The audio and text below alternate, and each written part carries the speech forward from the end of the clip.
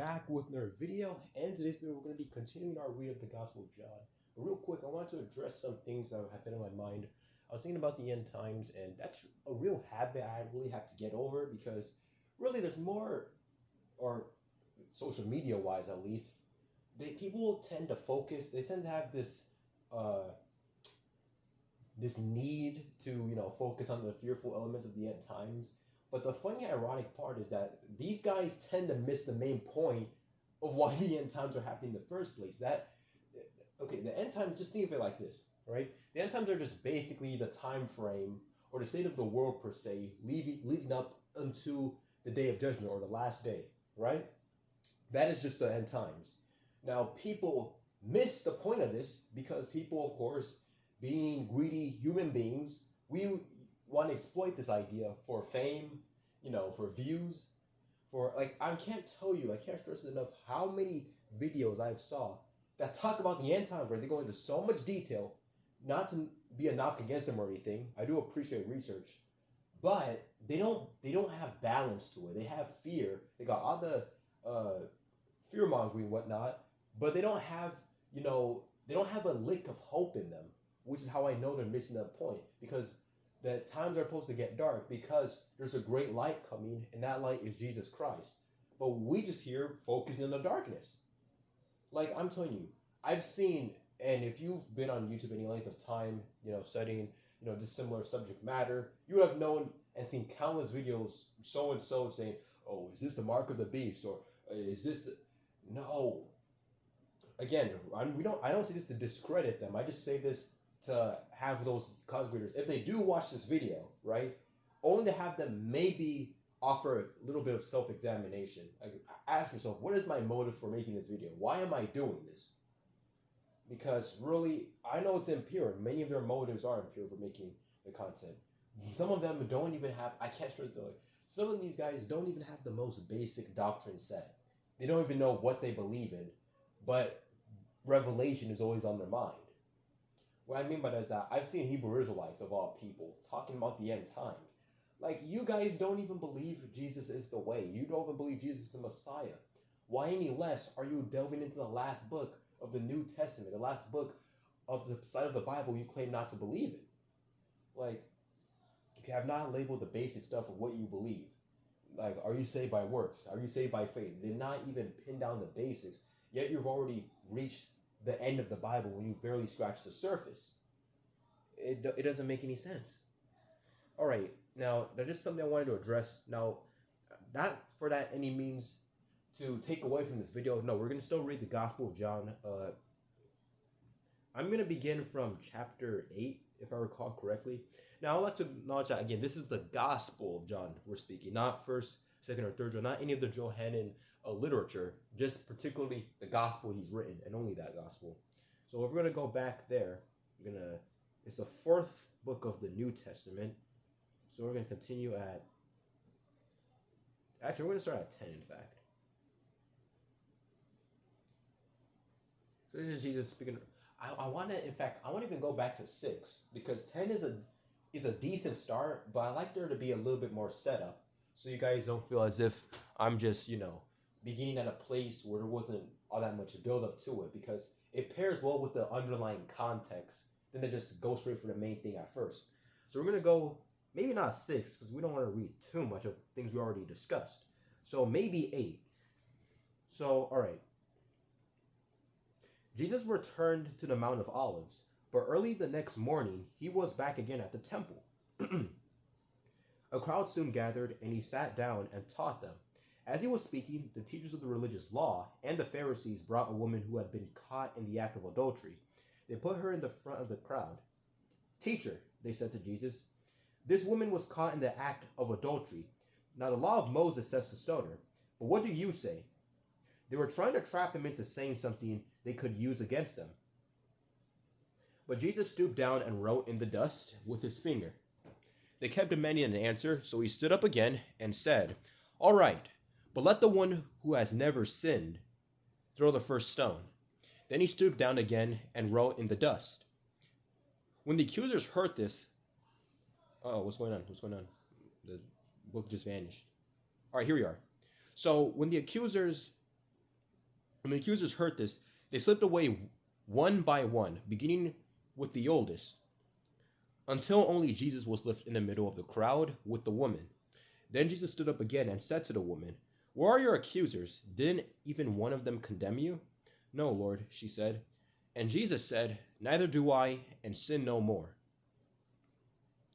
Jesus spoke to the people once more and said, "I am the light of the world.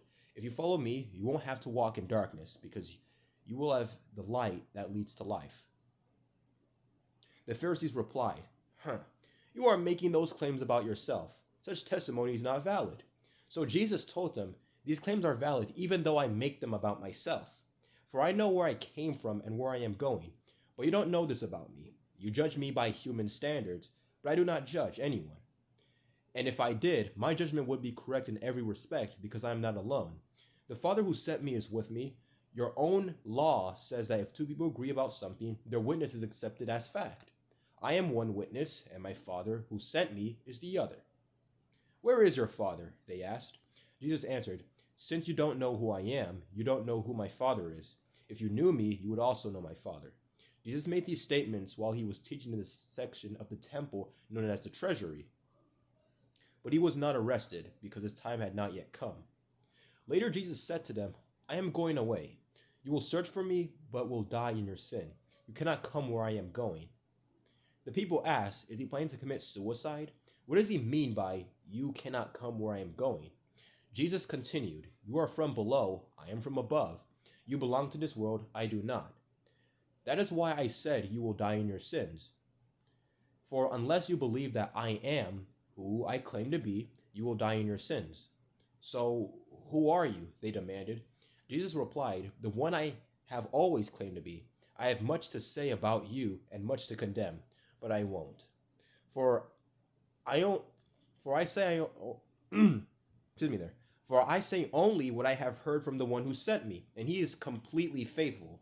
But they still didn't understand what he was talking about. But they didn't understand that he was talking about his Father, in fact. So Jesus said, "When you have lifted up the Son of Man on the cross, then you will understand that I am he. I do nothing on my own, but only say what my Father taught me. And the one who sent me is with me. He has not deserted me, for I always do what pleases him." Then many who heard him say these things believed in him. Jesus said to the people who believed in him, "You are truly my disciples if you remain faithful to my teachings. And if you know the truth, and the truth will set you free." "But we are descendants of Abraham," they said. "We have never been slaves to anyone. What do you mean by, 'you will be set free'?" Jesus replied, "I tell you the truth. Everyone who sins is a slave of sin.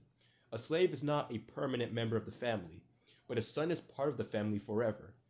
So if the Son sets you free, you are truly free. Yes, I realize that you are descendants of Abraham, and yet some of you are trying to kill me because there's no room in your hearts for my message. I am telling you what I saw when I was with my father, but you are following the advice of your father."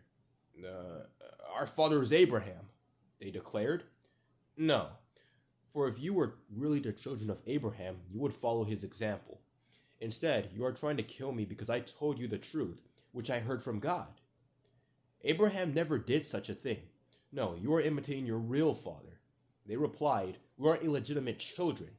God himself is our true father." Jesus told them, "If God were your father, you would love me because I have come to you from God.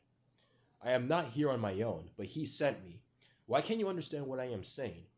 It's because you can't even hear me. For you are the children of your father the devil, and you love to do evil things he does. He was a murderer from the beginning. He has always hated the truth because there is no truth in him. When he lies, it is consistent with his character. For he is a liar and the father of lies. So when I tell you the truth, you just naturally don't believe me. Which of you truthfully accuse me of sin? And since I'm telling you the truth, why don't you believe me? Anyone who belongs to God listens gladly to the words of God. We don't listen because you don't belong to God." The people retorted, "You Samaritan devil, didn't we say all along that you were possessed by a demon?" "No," Jesus said, "I have no demon in me, for I honor my Father and you dishonor me. And though I have no wish to glorify myself, God is going to glorify me. He is the true judge. I tell you the truth, anyone who obeys my teaching will never die. The people said, now we know you are possessed by a demon. Even Abraham and the prophets died, but you say, anyone who obeys my teaching will never die. Are you greater than our father Abraham? He died, and so did the prophets. Who do you think you are? Jesus answered, if I want glory for myself, it doesn't count. But it is my Father who will glorify me. You say, he is our God, but you don't even know him. I know him. If I said otherwise, I would be as great as a liar as you. But I do know him and obey him. Your father Abraham rejoiced as he looked forward to my coming. He saw it and was glad. The people said, you aren't even 50 years old. How can you say you have seen Abraham? Jesus answered, I tell you the truth. Before Abraham was even born, I am. At that point, they picked up stones to throw at him. But Jesus was hidden from them and left the temple. Now moving on to John chapter 9, in which Jesus heals a blind man. As Jesus was walking along, he saw a man who had been blind from birth. Rabbi, his disciples asked him, why was this man born blind? Was it because of his own sins or his parents' sins? It was not because of his sins or his parents' sins, Jesus answered. This happened so the power of God could be seen in him. We must quickly carry out the task assigned us by the one who sent us. The night is coming, and then no one can work. But while I am here in the world, I am the light of the world. Then he spit on the ground, made mud with the saliva, and spread the mud over the blind man's eyes. He told him, go wash yourself in the pool of Siloam. Siloam means sent. So the man went and washed and came back seeing. His neighbors and others who knew him as a blind beggar asked each other, isn't this the man who used to sit and beg? Some said he was, and others said, no, he just looks like him. But the beggar kept saying, yes, I am the same one. They asked, who healed you? What happened? He told them, the man they called Jesus made mud and spread it over my eyes and told me, go to the pool of Siloam and wash yourself. So I went along and washed, and now I can see. Where is he now? They asked. I don't know, he replied. Then they took the man who had been blind to the Pharisees, because it was on the Sabbath that Jesus had made the mud and healed them. The Pharisees asked the man all about it. So he told them, he put the mud over my eyes, and when I washed it, I could see. Some of the Pharisees said, this man Jesus is not from God, for he is working on the Sabbath. Others said, but how can an ordinary sinner do such miraculous signs? So there was a deep division of opinion among them. Then the Pharisees again questioned the man who had been blind and demanded, what's your opinion about this man who had healed you? The man replied, I think he must be a prophet. The Jewish leaders still refused to believe the man had been blind and could now see, so they called in his parents. They asked him, is this your son? Was he born blind? If so, how can he now see? His parents replied, we know this is our son and that he was born blind, but he doesn't know how he can see or who healed him. Ask him, he is old enough to speak for himself. His parents said this because they were afraid of the Jewish leaders in hindsight, who had announced that anyone saying Jesus was the Messiah would be expelled from their synagogues. That's why they said, he is old enough, ask him. So for the second time, they called in the man who had been blind and told him, God should get glory for this, because we know this man Jesus is a sinner. I don't know whether he is a sinner, the man replied, but I do know this, I was blind and now I can see. But what did he do? They asked. How did he heal you? Look, the man exclaimed. I told you once, didn't you listen? Why do you want to hear it again? Don't you want to become his disciples too? Then they cursed him and said, you are his disciple, but we are disciples of Moses. We know God spoke to Moses, but we don't even know where this man came from. Why, that's very strange, the man replied. He healed my eyes, and then you don't know where he comes from? We know that God doesn't listen to sinners, but he is ready to hear those who worship him and do his will. Ever since the world began, no one has been able to open the eyes of someone born blind. If this man were not from God, he couldn't have done it. You were born a total sinner. they answered. Are you trying to teach us? And they threw him out of the synagogue. When Jesus heard what had happened, he found the man and asked, Do you believe in the Son of Man? The man answered, Who is he, sir? I want to believe in him. You have seen him, Jesus said, and he is speaking to you. Yes, Lord, I believe, the man said, and he worshipped Jesus. Then Jesus told him, I entered this world to render judgment, to give sight to the blind, and show those who think they can see that they are blind. Some Pharisees who were standing nearby heard him and asked, Are you saying we're blind? If you were blind, you wouldn't be guilty, Jesus replied, but you remain guilty because you claim you can see. John chapter 10. I tell you the truth, anyone who sneaks over the wall of the... Okay. All right, now we're going to read John chapter 10. Right, now I'm in a position to read here. All right. I tell you the truth, anyone who sneaks over the wall of a sheepfold rather than going through the gate must surely be a thief and a robber. But the one who enters through the gate is the shepherd of the sheep. The gatekeeper opens the gate for him, and the sheep recognize his voice and come to him. He calls his own sheep by name and leads them out. After he has gathered his own flock, he walks ahead of them, and they follow him because they know his voice. They won't follow a stranger. They will run from him because they don't know his voice. Those who heard Jesus use this illustration didn't understand what he meant. So he explained it to them. I tell you the truth, I am the gate for the sheep. All who came before me were thieves and robbers, but the true sheep did not listen to them. Yes, I am the gate. Those who come in through me will be saved. They will come and go freely and will find good pastures.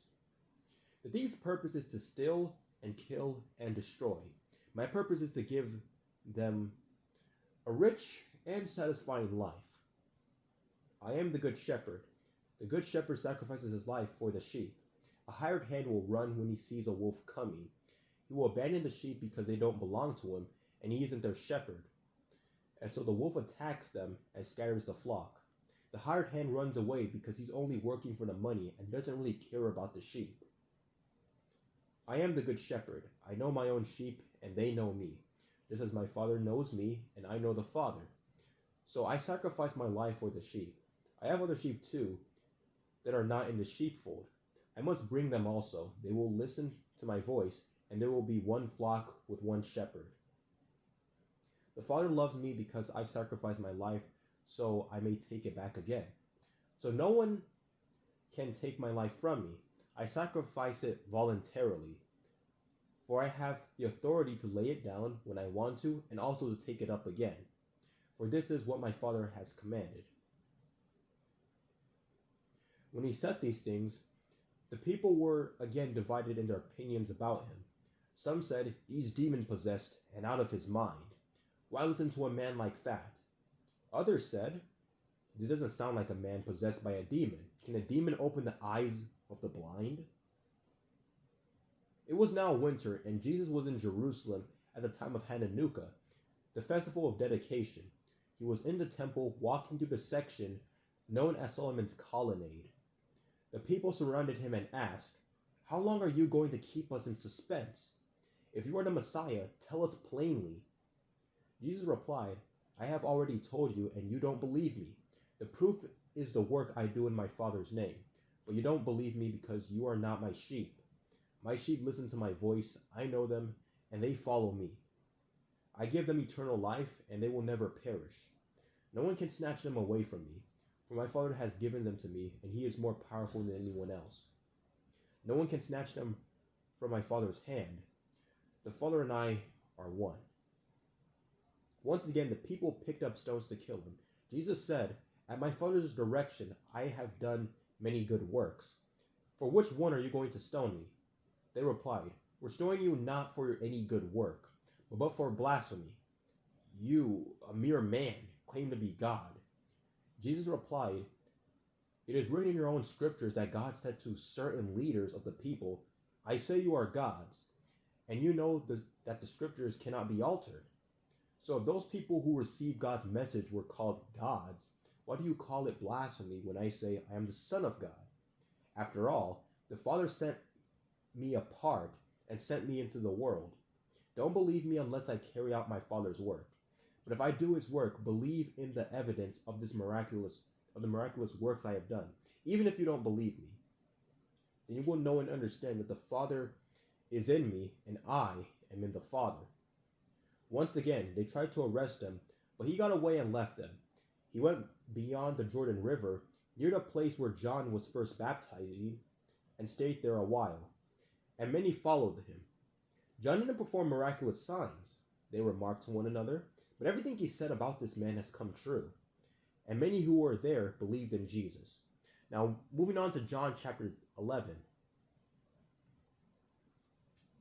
This is regarding the events that would eventually lead to the crucifixion of the Messiah, beginning with the raising of Lazarus, as the heading reads. A man named Lazarus was sick. He lived in Bethany with his sisters Mary and Martha. This is the Mary who later poured the expensive perfume on the Lord's feet and wiped them with her hair. Her brother Lazarus was sick. So the two sisters sent a message to Jesus telling him, Lord, your dear friend is very sick. But when Jesus heard about it, he said, Lazarus' sickness will not end in death. No, it happened for the glory of God, so that the Son of God will receive glory from this. So although Jesus loved Martha, Mary, and Lazarus, he stayed where he was for the next 2 days. Finally, he said to his disciples, let's go back to Judea. But his disciples objected. Rabbi, they said, only a few days ago the people in Judea were trying to stone you. Are you going there again? Jesus replied, there are 12 hours of daylight every day. During the day, people can walk safely. They can see because they have the light of this world. But at night, there is danger of stumbling because they have no light. Then he said, our friend Lazarus has fallen asleep. But now, I will go and wake him up. The disciples said, Lord, if he is sleeping, he will get... Okay, the disciples said, Lord, if he is sleeping, he will soon get better. They thought Jesus meant Lazarus was simply sleeping, but Jesus meant Lazarus had died. So he told them plainly, Lazarus is dead, and for your sakes, I'm glad I wasn't there. For now, you will really believe. Come, let's go see him. Thomas, nicknamed the twin, said to his fellow disciples, let's go too, and die with Jesus. When Jesus arrived at Bethany, he was told that Lazarus had already been in the grave for 4 days. Bethany was only a few miles down the road from Jerusalem, and many of the people who had come to console Martha and Mary in their loss.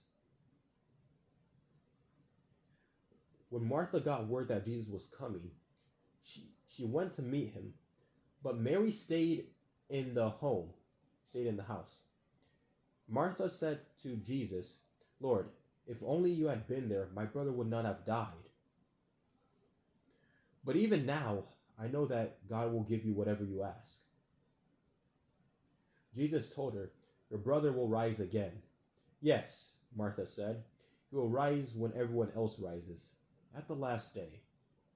Jesus told her, I am the resurrection and the life. Anyone who believes in me will live, even after dying. Everyone who lives in me and believes in me will never, ever die. Do you believe this, Martha? Yes, Lord, she told him. I have always believed you are the Messiah, the Son of God, the one who has come into the world from God. Then she returned to Mary. She called Mary aside from the mourners and told her, the teacher is here and wants to see you. So Mary immediately went to him. Jesus had stayed outside the village, at the place where Martha met him.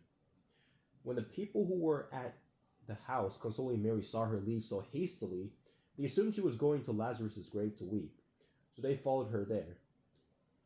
When Mary arrived and saw Jesus, she fell at his feet and said, Lord, if only you had been there, my brother would not have died. When Jesus saw her weeping and saw the other people wailing with her, a deep anger welled up within him, and he was deeply troubled. Where have you put him? He asked them. They told him, Lord, come and see. Then Jesus wept. The people who were standing nearby said, see how much he loved him? But some said, this man healed a blind man. Couldn't he have kept Lazarus from dying? Jesus was still angry as he arrived at the tomb, a cave with a stone rolled across its entrance. Roll the stone aside, Jesus told them. But Martha, the dead man's sister, protested, Lord, he has been dead for 4 days. The smell will be terrible. Jesus responded, didn't I tell you that you would see God's glory if you believe? So they rolled the stone aside. Then Jesus looked up to heaven and said, Father, thank you for hearing me. You always hear me, but I said it out loud for the sake of all these people standing here, so that they will believe you sent me. Then Jesus shouted, Lazarus, come out. And the dead man came out, his hands and feet bound in grave clothes, his face wrapped in a headcloth. Jesus told them, unwrap him and let him go. Many of the people who were with Mary believed in Jesus when they saw this happen. But some went to the Pharisees and told them what Jesus had done. Then the leading priests and Pharisees called the high council together. What are we going to do? They asked each other. This man certainly performs many miraculous signs. If we allow him to go on like this, soon everyone will believe in him. Then the Roman army will come and destroy both our temple and our nation. Caiaphas, who was the high priest at the time, said, you don't know what you're talking about. You don't realize that it's better for you that one man should die for the people than for the whole nation to be destroyed. He did not say this on his own. As high priest at the time, he was led to prophesy that Jesus would die for the entire nation. And not only for that nation, but to bring together and unite all the children of God scattered around the world. So from that time on, the Jewish leaders began to plot Jesus' death. As a result, Jesus stopped his public ministry among the people and left Jerusalem. He went to a place near the wilderness, to the village of Ephraim, and stayed there with his disciples. It was now almost time for the Jewish Passover celebration, and many people from all over the country arrived in Jerusalem several days early so they could go through the purification ceremony, right, before the Passover began. They kept looking for Jesus, but as they stood around the temple, they said to each other, what do you think? He won't come for Passover, will he? Meanwhile, the leading priests and Pharisees had publicly ordered that anyone seeing Jesus must report it immediately so they could arrest him. At last, moving on to John chapter 12. 6 days before the Passover celebration began, Jesus arrived in Bethany, the home of Lazarus, the man he had raised from the dead. A dinner was prepared in Jesus' honor. Mary served, and Lazarus was among those who ate with him. Then Mary took a 12-ounce jar of expensive perfume made from essence of nard, and she anointed Jesus' feet with it, wiping his feet with her hair. The house was filled with fragrance. Now this event was alluded to in the chapter we just read, that of which being John chapter 11, that was just to show that this was the same Mary, right? Just as Lazarus was about to be resurrected here, right? But however, this is what occurs in contrast, right? But Judas Iscariot, the disciple who would soon betray him, said, that perfume was worth a year's wages. It should have been sold and the money given to the poor. Not that he cared for the poor, he was a thief. And since he was in charge of the disciples' money, he often stole some for himself. Like, shit, you're gonna rob and steal from the Messiah? Just, wow. People these days. Alright. Jesus replied, leave her alone. She did this in preparation for my burial. You will always have the poor among you, but you will not always have me.